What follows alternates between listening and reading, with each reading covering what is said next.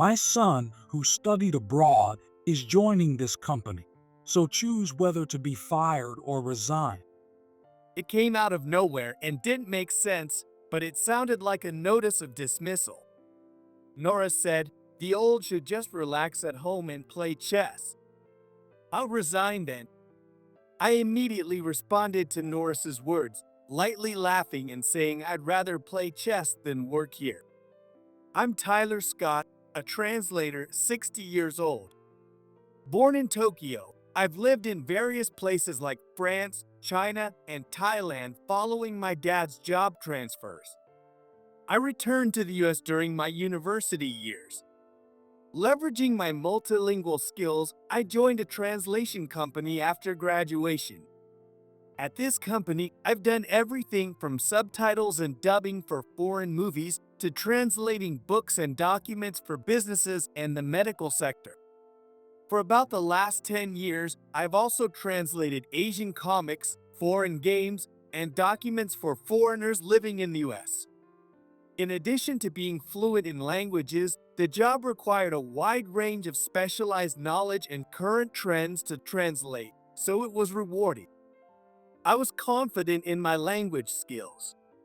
Even so, I took language proficiency tests during college and, after joining the company, acquired qualifications such as a translation certification and a French language proficiency test. The average age of the employees is 40. Experience is crucial in this job, so the age group tends to be older. I was the oldest in the company. The president was 10 years my senior but passed away from illness 2 years ago, and now his 50-year-old son, Norris, has taken over.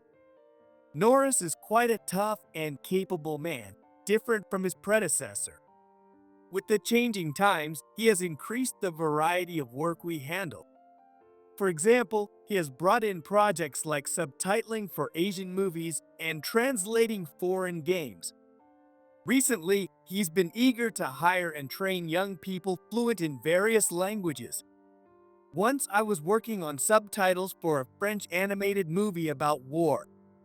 It had many heavy scenes, but being an animation, I wanted to avoid ending too seriously, so I made the translation a bit humorous. Then, Norris harshly commented, Tyler, do you understand the theme? It's about war, so it needs to be more serious to convey the message. How long have you been translating? Is your mind getting foggy? It feels like you're at your limit. That was harsh from Norris. Since his predecessor's passing, he has been very assertive and aggressive. Despite my years of experience, I wondered if Norris was right about the translation. Still, I made some changes, but in the end, it was a happy ending, a film I hoped children would watch. I thought it would be too heavy if it remained too serious, so I kept my original script. When I presented it to the film's producers, they said, This feels a bit heavy. It doesn't seem like you, Tyler. As I thought, I showed them my original script in front of Norris. I had this version initially, but I was conflicted because of the theme. They prefer this one. The decision by the producers was immediate. Norris looked displeased, but the client's opinion is the priority, so there was nothing to be done. However, after that, Norris seemed to see me as an adversary. I then began working on a guidebook for foreigners living in the US. The project was commissioned by government agencies and had to be completed within a month. The languages weren't just Japanese, French, Korean, Chinese, and Spanish. It also included Vietnamese, Filipino, Portuguese, Indonesian, Burmese, Nepali, and Ukrainian. There were 5 of us in charge, but I, being fluent in Japanese, French, and 5 other languages, had the most work. The team is made up of 3 seniors and 2 junior employees. The senior group included Mary and Tom, both in their 40s, and myself. We had worked together for over 20 years, making it an easy collaboration. The deadline was tight, so everyone was prepared to work overtime and give up their days off. But at one point, there was a typo on a page handled by one of the junior employees. Of course, it was found before submission, but the employee had been feeling unwell during the work, leading to a significant number of mistakes. Mary had discovered it during the first check, but at that point, Norris dropped a bomb. Tyler, haven't you done the final check? You're the final responsible person, aren't you? We had a week until the deadline, so I was still desperately working on my tasks.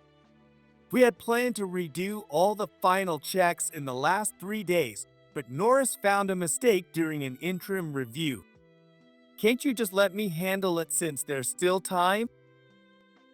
What's with that tone? This is happening because I left it to you. Who do you think holds the final responsibility? Me, right?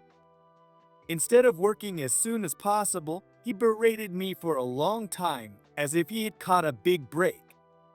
The morale of the team members dropped, especially the junior employee who made the mistake, who just hung his head. That's why I hated leaving it to an old guy like you. You're done. Norris said that and removed me from the project. The remaining 4 looked anxious upon hearing this. Honestly, it would be impossible for 4 people to manage, including the final checks, in 1 more week. However, Norris was keeping a close eye on us.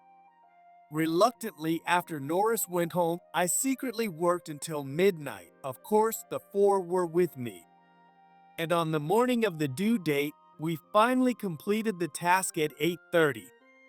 No one was to blame, but the 4 thanked me and apologized. Norris, who arrived after 9 o'clock, looked at the completed documents, satisfied, and snorted at me. 4 people could do it, couldn't they? Turns out the old guy was just holding us back. That day, I went home on time and slept through the weekend. I was completely exhausted as I had barely slept. I sighed, wondering if I was going to work under him with stress until I retired. Then on Monday, the start of the week, I went to work feeling refreshed, but I was called by Norris first thing in the morning. My son, who studied abroad, is joining this company, so choose whether to be fired or demoted. Sorry, what do you mean? It was so sudden that it didn't make sense. However, it sounded like a notice of dismissal. So, my talented son is coming back to join us. You're old now, so just relax at home and play chess. I was immediately ticked off by his words. I'll resign then. I responded sarcastically with a light laugh. Rather than work here, I'll go play chess. Huh? Norris got visibly upset when I repeated the chess remark he initially made. All the employees came rushing to me, but I bowed deeply and left the company. Thank you for everything. I'll be in touch. I had tried my best under the second generation Norris for 2 years, having been well supported by his predecessor, but I had reached my limit. Now, with my skills and connections, I realized I could make it on my own, even on a small scale. The predecessor had once suggested I go independent, and now I finally understood why. He had never said to take care of me under the second generation. Probably because he knew Norris's character and way of working. He had always told the senior employees that once they gained experience here, they should go on to do whatever they liked. However, since he fell ill, the employees had not had the chance to express their thoughts. On the way home after speaking with Norris, I wanted to think things through, so I didn't go straight home but took a train for a long ride instead. Resigning was something I wanted, but indeed with so much happening, I needed to clear my head. That night, I returned home and discussed everything with my family, declaring my decision to work as a freelancer. My wife and my son Sam understood and supported me. That evening, I received a message from Mary. According to that, it seems that Norris's son quickly came to the company after that. His name is Jack Anderson. Anyway, his appearance was terrible. Thought he was a hippie. She brought up an old saying, and the conversation went on. Studying abroad? More like he was just messing around, I think. Apparently, he was in Germany for 5 years. She lamented this addition. Moreover, Norris's son, Jack, brought a strange woman to the office. Her flashy makeup and belly-bearing look had everyone taken aback. Of course, even Norris, who had boasted so much before, was surprised.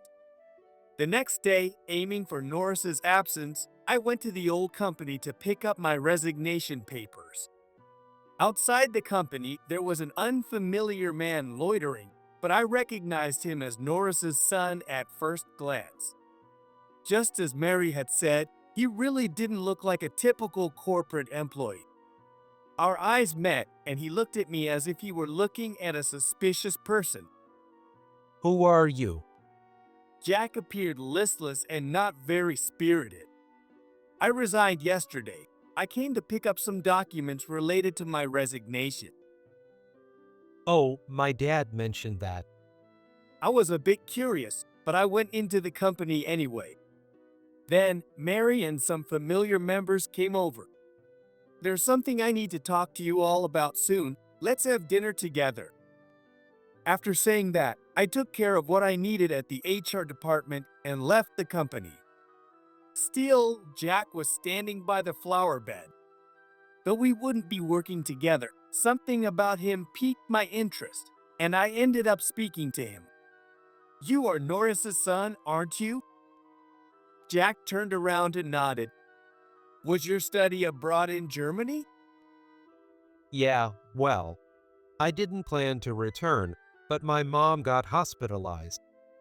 "Is that so? But you're going to work at this company, right?" I don't know. Maybe. You caused some problems, didn't you? "It seems Norris has been speaking quite poorly of me." "No, it's not like that. If anything, maybe it's because I'm 60. Excuse me." With that, I parted ways. Talking to Jack in person, he seemed different from Mary's impression. From the next day, I was busy with my new job. First, I went to the IRS tax office and the district office to handle the paperwork necessary for starting my own business. I also made my business cards and emailed my previous clients to inform them of my resignation and new venture. Once I've made up my mind, I act quickly. I couldn't visit all clients, but I went to see Sarah from Anderson Publishing, with whom I had a close relationship. Tyler, you resigned? I was about to contact you. I have a job I wanted to ask you about. This is perfect. With that, I immediately took on a job translating a children's book. Gradually, I started receiving more work from previous clients. In the afternoon, I received another message from Mary. It seems that several clients had contacted the old company. There were requests for translating academic books and novels, and they had specifically asked for me, but I was no longer there. Some clients hadn't seen my email yet, and many didn't know I had quit. What? Why did Tyler resign? Can't we contact him? It was a storm of inquiries like that. I feel bad for Norris, but I have my long-developed skills and a network. And above all, I have always conducted my work with the integrity and thoroughness that the predecessor valued. That's why clients trusted me and kept coming back. Without considering such things, out of affection for his son, he cut me off, a man in his 60s. The next morning from early on, Norris called me 300 times. It felt like he was a stalker, creepy indeed. There were also several messages. Tyler, I have a favor to ask. Please answer the phone. It started like this, but by the end, he was furious. Don't pretend you're not home. Answer now. Cut it out. He showed no shred of decency. In the end, I didn't answer. Mary kept me updated. Norris is at his wit's end. His son Jack is always taking breaks and making many mistakes. The office atmosphere is stagnant. Then in the afternoon, Norris came to my house. He rang the doorbell 5 times. It felt nothing short of harassment. I had a bad feeling and prepared a voice recorder. However, officially, I wasn't home. Instead, my son Sam, who had taken the day off and was at home, answered. Sam had been doing judo since his student days and was well built. When Sam opened the door, Norris yanked it hard. Tyler, I've been trying to contact you several times. Why won't you answer? Huh? Who are you? Norris, thinking I was the one answering, shouted. Is your dad around? If not, tell him his firing is on hold. Come right away. I was listening from the living room, but Norris was rude as ever and making no sense. I would never go back, even if he apologized a million times. Sam, having heard from me, turned on the voice recorder in his pocket and asked, Who are you? That's what I'm asking. Norris introduced himself and tried to explain in order, but he couldn't help raising his voice. It was all because I wasn't there. My dad's currently on a trip to Hawaii. Huh? Why? That makes no sense. Not making sense is you. Coming to someone's house and raising your voice suddenly is extremely rude. And what do you mean by firing is on hold all of a sudden? Norris seemed annoyed to explain. He was fired because he's too old. But I guess we'll hire him back. Did my dad cause any problem? No, just that he's 60. He's just in the way of the younger folks. It's time for him to step down. You'll understand when you're that age. He was talking nonsense like that. Well, if he's in Hawaii, it can't be helped. Nice lifestyle, huh? Going abroad right after quitting. He left as if spitting the words out. Recording done. That president is a bastard. My son said that. Afterwards, Norris kept stubbornly calling my phone. I thought I told him I was in Hawaii, but he seemed intent on chasing me down wherever I might be. However, I ignored him. Frustrated, Norris came to our house again the next day. You again. What on earth? I can't get through to his phone. Can you contact him? But my dad has retired, right? Then Norris exploded again. Your dad is doing whatever he wants. He quit without notice, went abroad, and didn't even greet our clients. He's doing whatever he pleases. The clients are innocent. I do the job if asked. That's my style. If he keeps this up, I might just sue him, so tell him that. Sam was dumbfounded and shouted back, What are you talking about? You were the one who fired him, right? And after he retired, where he goes or what he does is his own business. What exactly do you plan to sue him for? Tell me. Norris fell silent, perhaps realizing he had become too emotional and was speaking incoherently. You unjustly fired him, and threatening my dad is the problem. You need to take responsibility for what you said. When Sam said this, Norris approached him aggressively. What are you talking about, you brat? Sam, being well-built, stepped forward and glared down at Norris. Clearly outmatched by Sam's greater height and build, Norris could not contend. If you keep this up, I will call the police. Sam said this and then slammed the door shut. Sam laughed and said to me, It's worrying to think such a guy is the president. I decided to rely on Sam for various matters thereafter. Every time Mary contacted me, I would reach out to the clients again to explain the situation and continue doing business. Gradually, clients began to ask me directly for work. One evening, I arranged a dinner with Mary and 5 former colleagues to check in on everyone's feelings and made a certain promise. The next day, there was trouble at the former company. It seems Jack accidentally deleted the data of a document Mary had been working on. He didn't just delete it, but also emptied the recycle bin. It was a novel of 200 pages that Mary had been handling alone. I remembered it well since I had worked on it before I resigned. Although the client was somewhat peculiar, Mary had a good rapport with them. Attempts were made to recover the computer files, but they could not be fully restored, and Norris was furious. Even though it was his son's mistake, he blamed Mary heavily.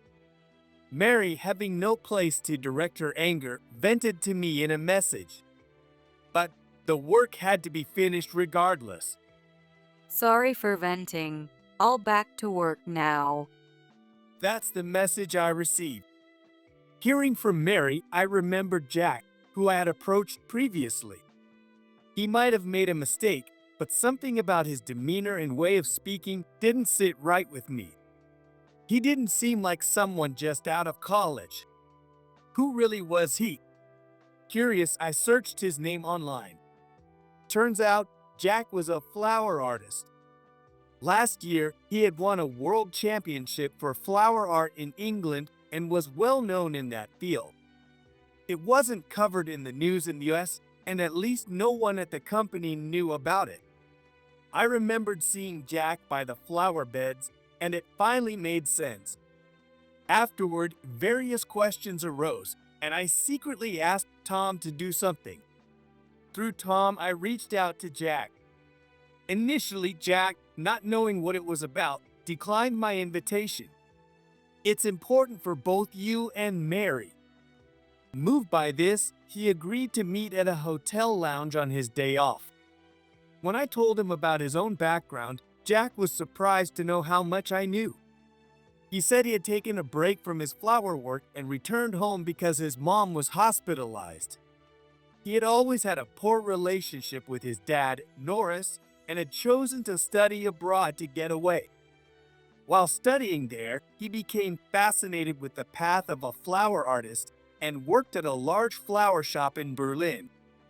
Thanks to his talent, he competed in and won a world championship a few years later. However, Norris, who never acknowledged the world of flowers, ordered him to work at the company once he was back in the US.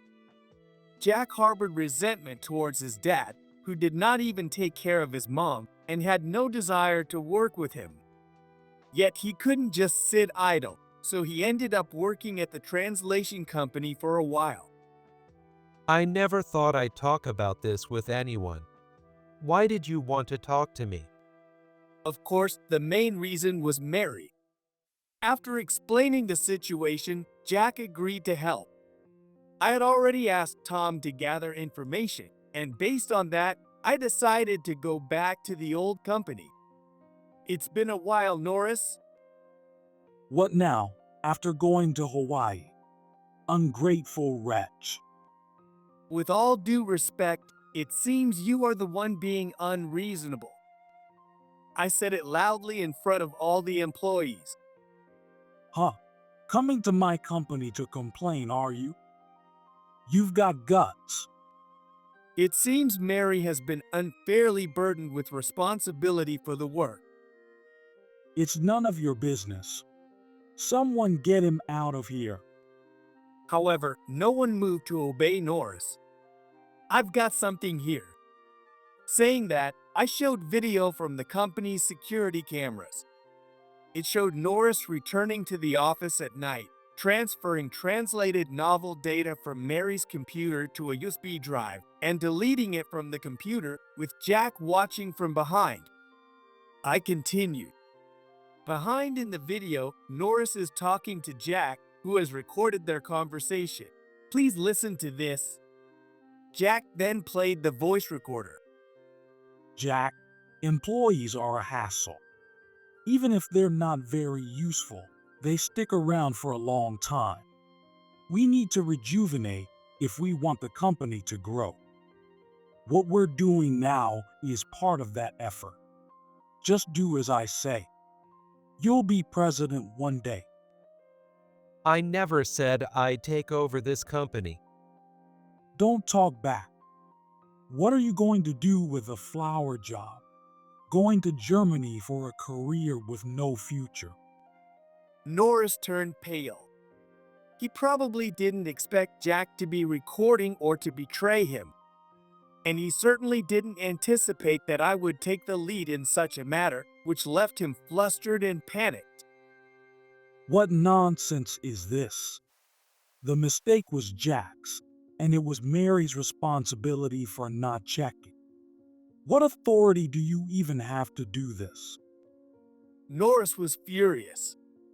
But it was clear to anyone who saw the security camera footage and heard the voice recorded that it was Norris and Jack, no doubt about it.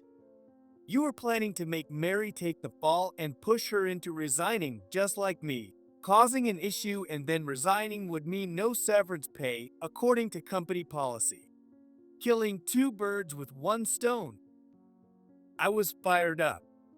Moreover, you forced your own son into a job change and even tried to pin this mistake on him. Jack came back because his mom was hospitalized. He has no intention of taking over from you. Your autocratic attitude has appalled both the employees and your son.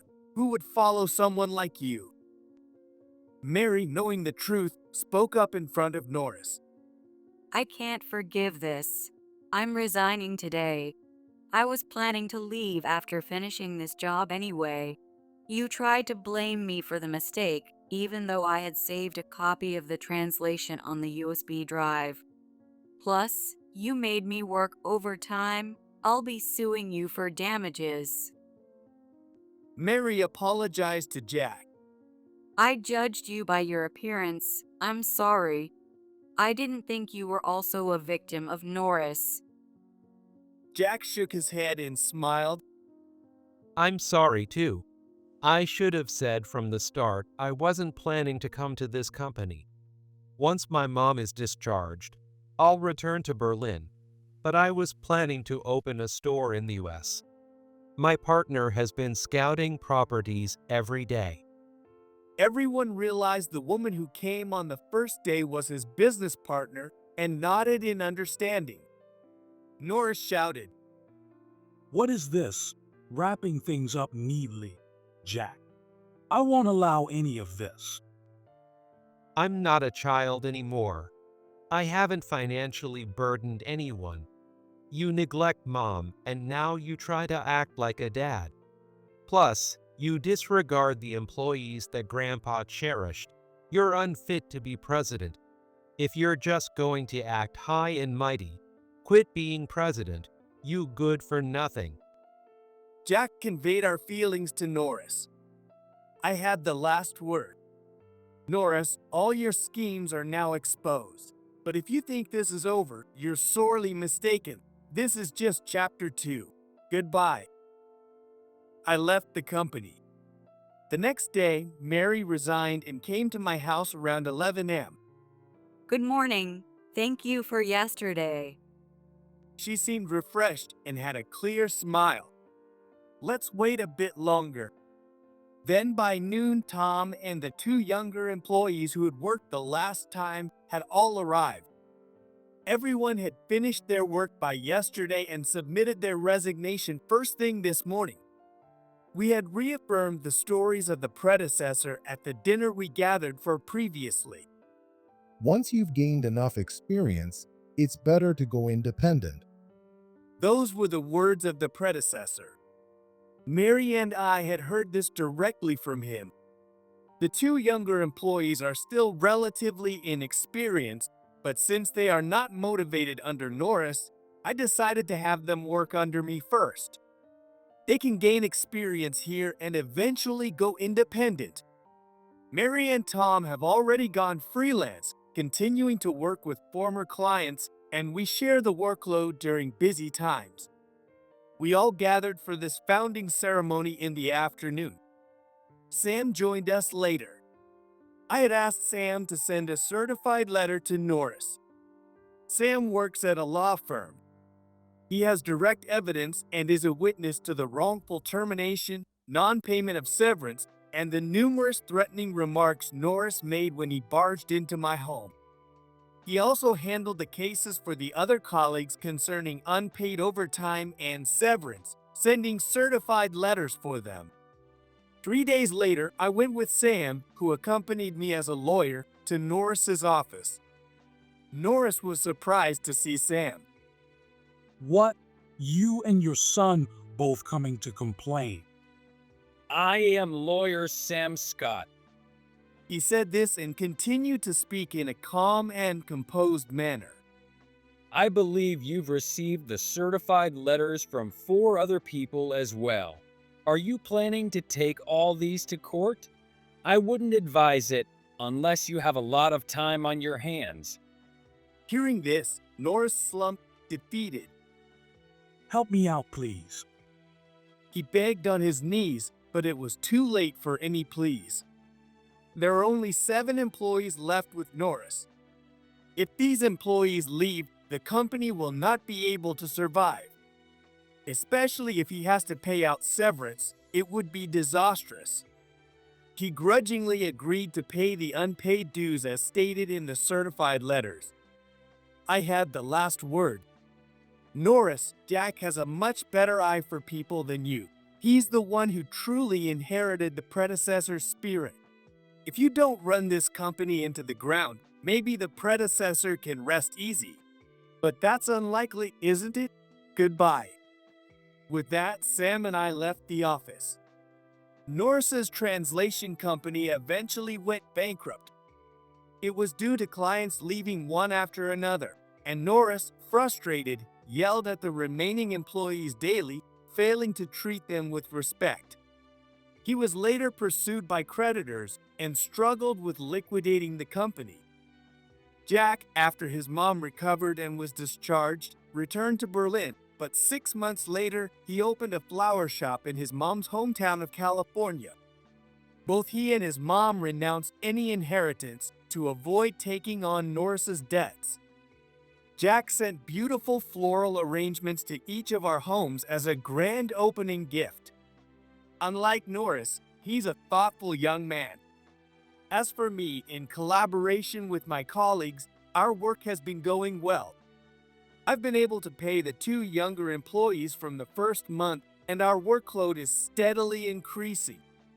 Although we are small offices, the 5 of us collaborate and take on big projects, maintaining most of our previous company's clients. For this, I am grateful. I am grateful to the predecessor who taught me the basics of the job, and I plan to continue collaborating and growing with the colleagues who have shared both the hard times and the good times.